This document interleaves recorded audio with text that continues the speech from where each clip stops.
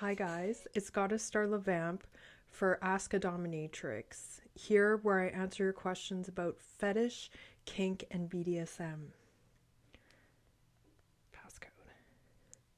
Dear Goddess, thank you for the opportunity for asking questions. My question is why women always want to pig a man and turn them into sissies. I adore chastity and tease and denial, but I really don't like the idea about being pigged. Humble greetings.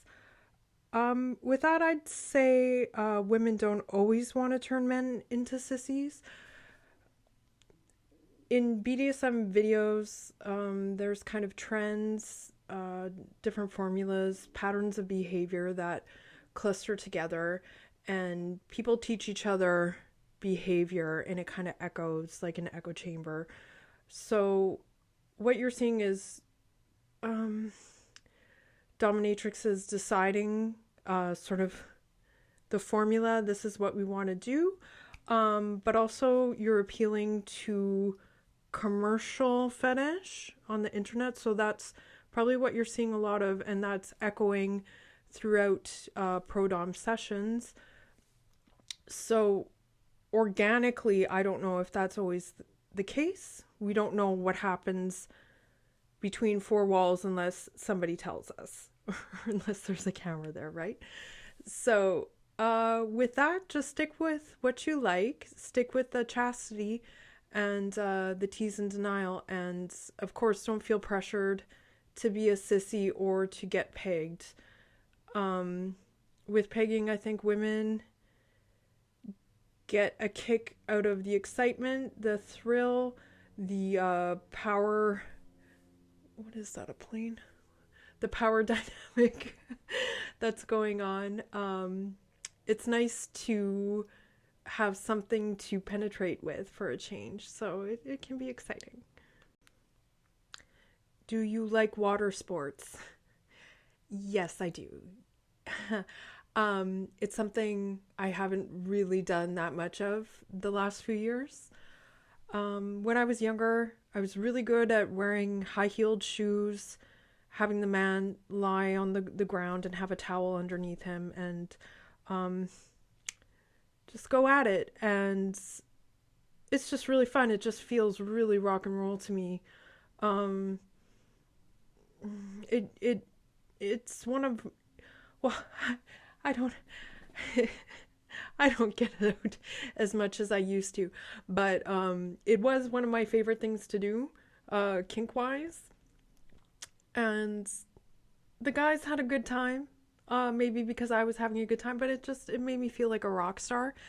And again, someone asked me a while ago if I remembered the first time I ever did a golden shower on someone, and I couldn't recall it. And then I realized I had a mistress teach me, no, this is just the best way to do it. Just put the towel right on the ground. And I thought, the guy will lie on it? Lie on the towel on the ground? Oh yeah. Yeah, don't worry about it. It's a different level. What is the weirdest request a fan has ever had for a custom? We're all weird. Even normal people are weird. So the term weird, it's a very fluffy word to use, I think. And it's very hard to like measure because some things they're like more obscene or more taboo or more filthy or whatever. But I'm gonna go with I used to do balloon modeling for the balloon guys are called looners, and I modeled for a website with balloon fetish, and I would sit on these huge balloons and bounce, and we used to do blow to pop, and we'd inflate these huge balloons until they'd explode. And I hate balloons. Kind of have a phobia about it. I don't know, it freaks me out when they pop, and so that was part of the appeal. And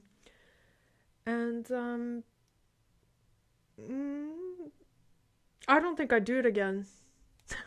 I'm done. Okay, we have another question.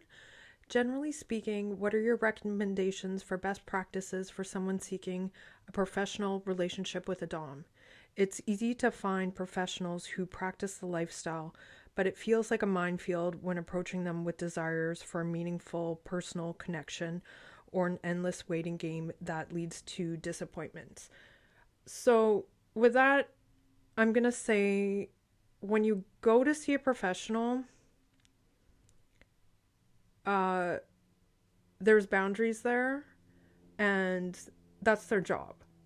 So I wouldn't start that kind of relationship with any kind of expectation that it's going to go beyond those boundaries. Uh, it's up to the dominatrix, where her boundaries are. But you're going to get disappointed if you're looking for a real relationship. And the platform where you meet someone, it's going to set the tone for the relationship. So if you meet someone on like FetLife or Alt or something like that, that's the understanding, is that it's outside of a professional exchange. And it is a minefield, but you have to decide what it is that you want, specifically what it is that you were looking for. And I think in fetish, we get this notion that the fantasy is going to fulfill us in another person, and relationships are work, and relationships are based in reality. So, with that, I would say if you're looking for companionship, look for companionship for the person and their personality and who they are in a real way. And if you have a really particular fetish, like you like high-heeled shoes and your girlfriend isn't going to let you lick them, like, but you have this huge shoe fetish and you're never going to have that in a personal relationship. And you know what? To separate the two is great. And the people that I've met and talked to with my experiences doing this, they get the best of both worlds. They go home to their wife who can cook for them, love them, watch Netflix with them, and then they go and see a dominatrix, and she'll do everything that the wife won't, and she does it well because she's a pro. So sometimes it can be unrealistic to think that one person can accommodate all these little check all the boxes. And ultimately, this is going to sound really preachy, but a good friend is hard to find. A real companion is very hard to find. And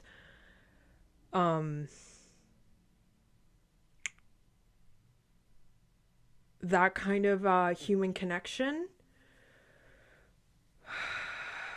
sometimes you just have to sacrifice the fetish for the person, and in a long-term way, it can be really rewarding.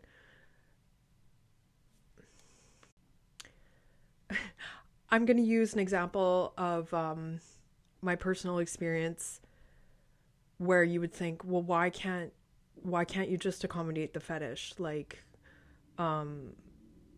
so I had a sub, and we went pretty deep with exploring kink and everything, and he has a high-heeled shoe fetish, and as tribute he would get me these really nice pleaser high heels, and it was just always really specific. They had to be 6-inch heels or higher, and over the years, my the arches have fallen in my feet, and specifically in 2 of my toes, and it's from wearing high-heeled shoes so much. And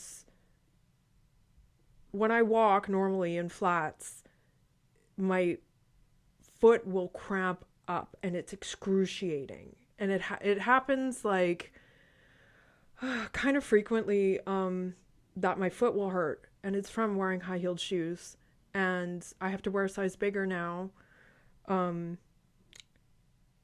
because of my arches. And so I had to get rid of all the shoes that he got for me, and I just found it to be kind of symbolic. And how he was just always so insistent that he wanted me to wear the shoes. And it's not to say like he, you know, specifically like he's the reason I have the problem with my arches, but when you're a living person trying to squeeze in to those heels or squeeze into those corsets, and you can't live that way. And just after a while, these things take a toll, and the things we do now, we don't know the price of it later on. And sometimes it's a lot, and we all have physical limitations. The ancient Greeks taught us that.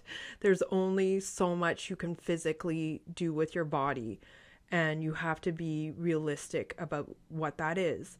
And if you can have your main girl and have a side chick or your side mistress or your side dominatrix, and you have some kind of arrangement, it can be a good deal. Hello, Goddess Starla. Here are some questions. How did you first get into sissification?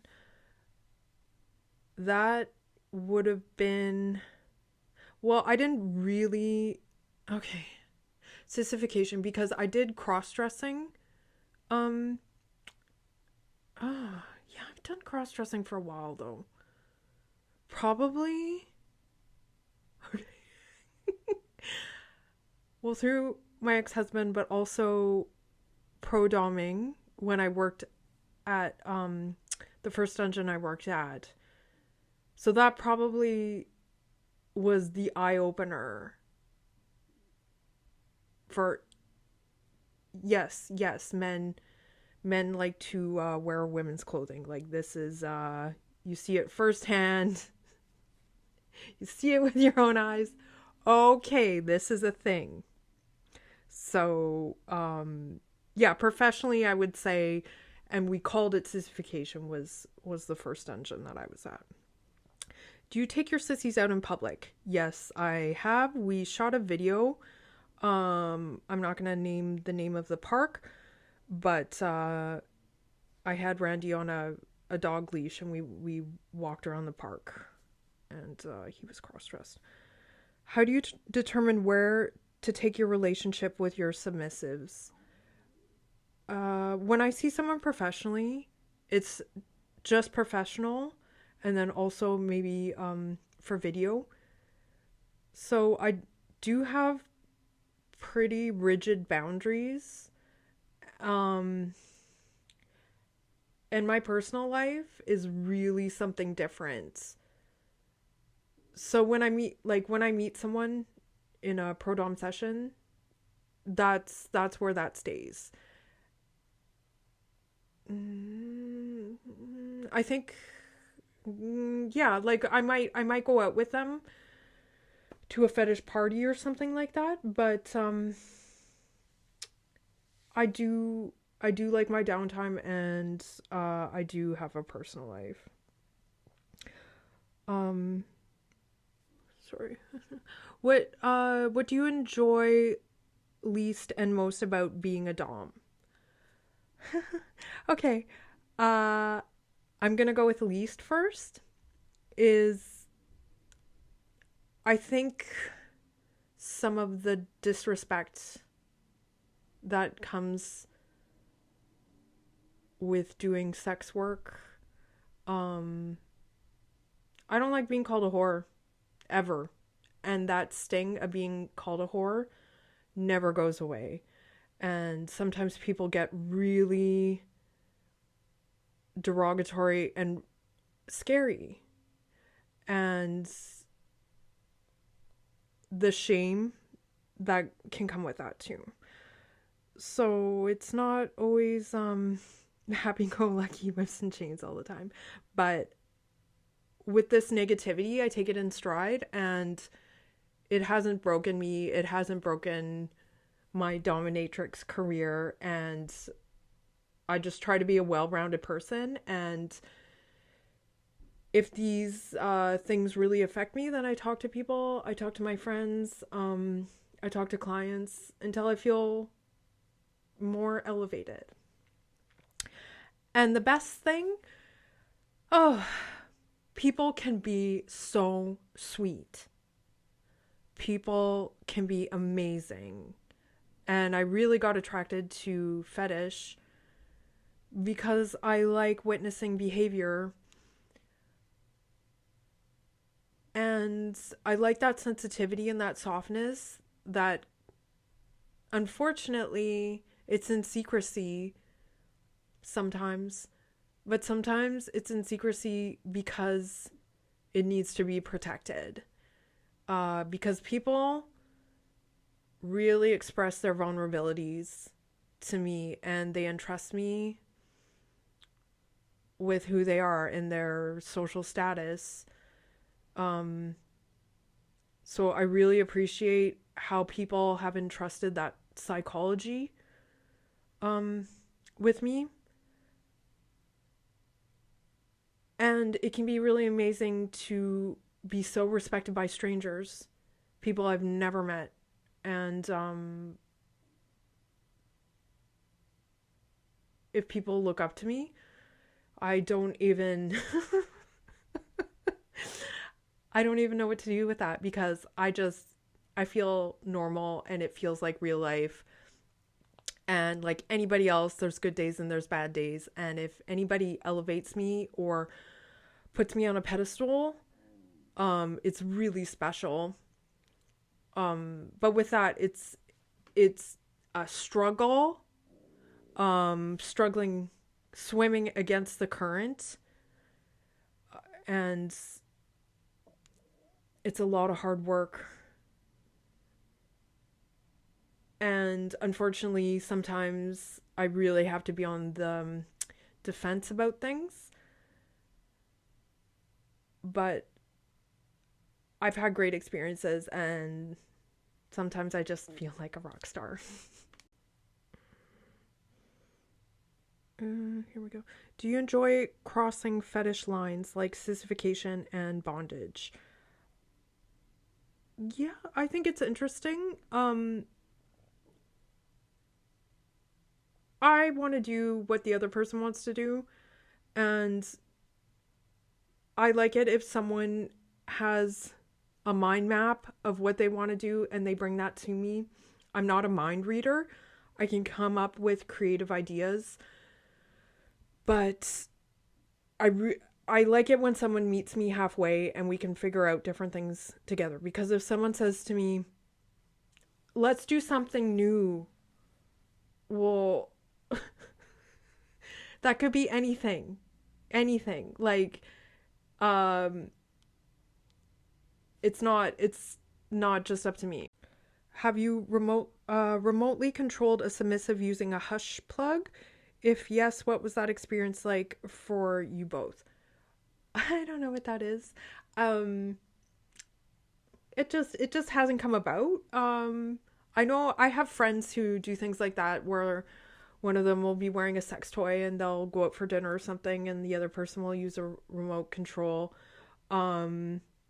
That's something maybe I could do given the right circumstances. I used to play with this master, and he would text me different tasks, or whatever you want to call it, and I would wear a butt plug for him. Usually it wasn't for that long. And I'd also wear clothespins on my nipples. I think probably the longest I've ever done that was like half an hour or something, because it really starts to hurt after a while. But I like those kinds of games where when you have a good relationship with somebody and you can play around like that. How important to you is protocol and things like capitalizing mistress, goddess, and you, capital Y. I used to really like protocol, and I used to be finicky about wanting the beginning of the word capitalized. And then after a while, I think the line just gets blurred more, because in the beginning, it's kind of the beginning of being a pro dom, there's like a honeymoon phase. And it's like the fantasy is really saturated and you want things really organized and formulated. And over time, you're doing this lifestyle thing, you're doing this pro dom lifestyle, and it all just kind of feeds into each other. And then the real life stuff really gets in the way, and you have blocks of time where no BDSM, like it is not a good time. The well is dry. So over time, I'm just like way more relaxed about it, and I have the years of experience rolling around in my head, and I like those kind of formations, but I think I like it more when it's someone that I don't know and I haven't met and we don't have a relationship yet. Kind of like a blind date, and you want someone to be polite and to behave a certain way. But I have people that I've been seeing a really long time, and if they were to do protocol with me, I'd be like, what are you doing? And I like when it can get relaxed and you can just enjoy the other person and their authentic personality. And because you don't want to always feel like you're on, and you want people to appreciate your actual real personality. And if anything, if you can still have control and really be like yourself, isn't that powerful? So sometimes I get tired of how dry and cold that can be impersonal. Is it challenging to keep your relationship fresh with your long-term sissies and submissives? In all honesty, I'd say yes, but I really like it when time can go by and a lot of things happen, a lot of things change, and like some heavy, serious stuff can happen. And then when someone like a long-term submissive comes back into my life, it's like, wow, they came back after all this time. And it's like a really nice comfort. It's like hurting another person can be a really nice comfort, but that relationship still picks up, and it can just create a really nice depth when they still come back.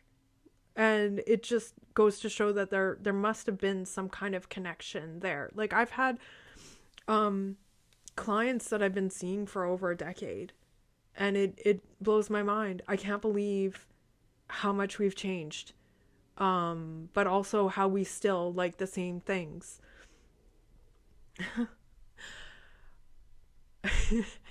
And in this pandemic, we see each other and we're always like so apologetic. Oh, I put on weight. Oh, this. And like, oh, I'm older. How do I look? And the guys can be so apologetic, like, oh, my beard is more gray. I'm old. We're old. And it's gray in a beard is so nice. It's so nice. So I'm gonna say, like, all the people that I play with when they come back, we look better. Or at least they tell me we look better. But there's something really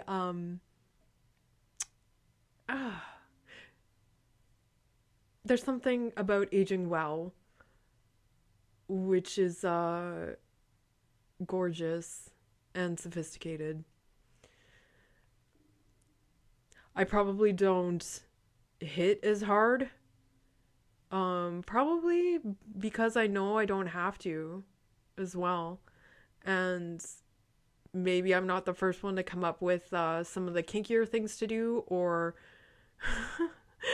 or I might not wear high heels when I'm doing golden, things like that. But we have physical limitations, and I like when there's still an attraction with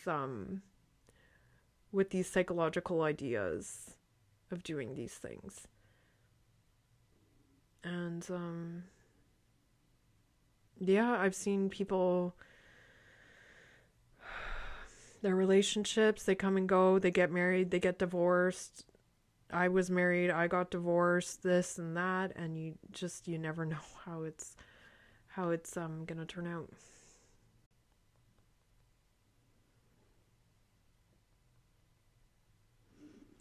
And they also say, thank you so much for the opportunity to ask questions. Respectfully, Sissy. Someone writes, is there a chance to serve you, goddess? Best greetings. Well, with that, I'm going to say it's pretty hard in the real world. We're so limited. We can't travel. We can't really do anything.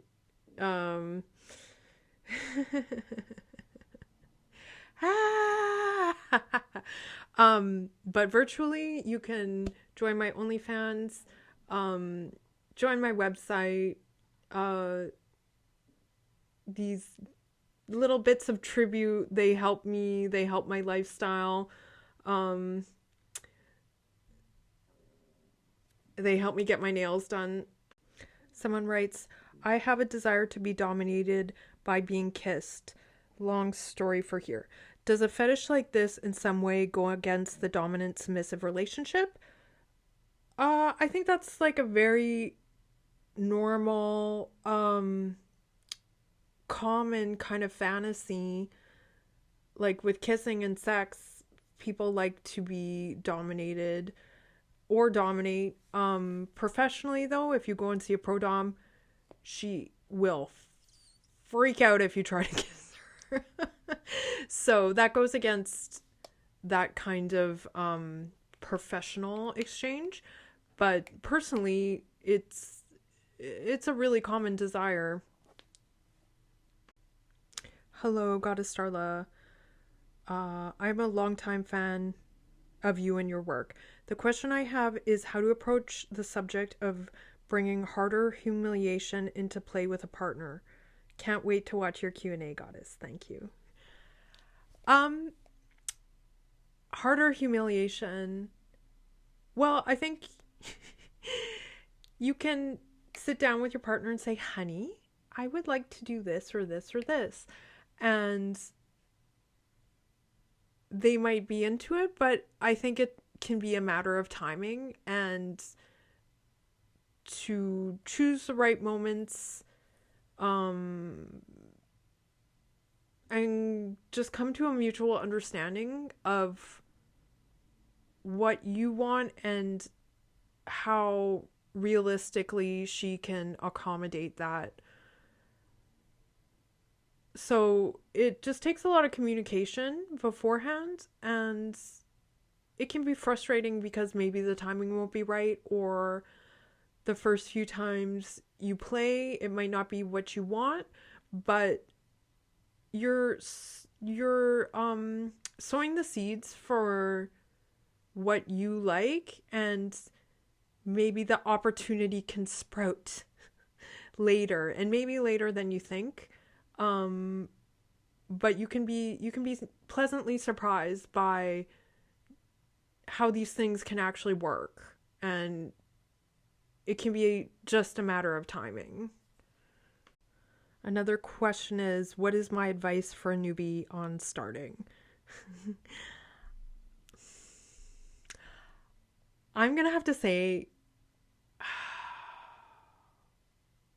if you're a newbie, you probably won't be seeing this, but when you first discover what fetish, it's a door that gets opened, and the beginning it's sort of like the beginning of a relationship. The beginning is so good.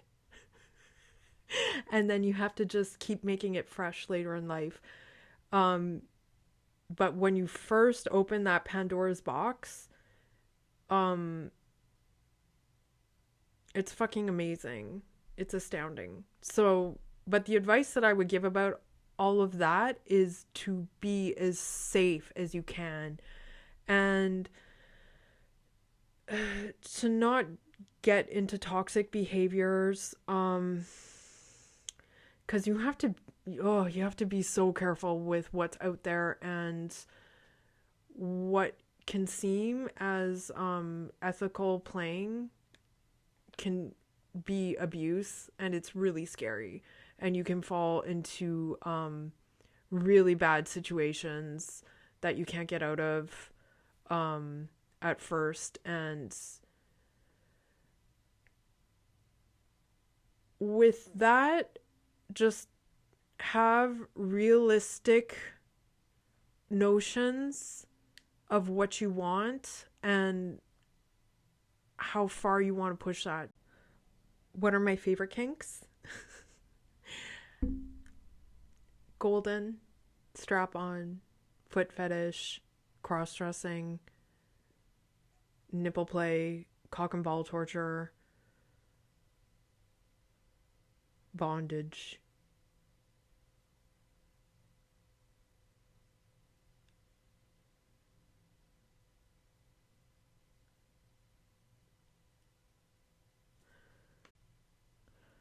To go back to one of the questions, what are some of my favorite things about being a pro dom?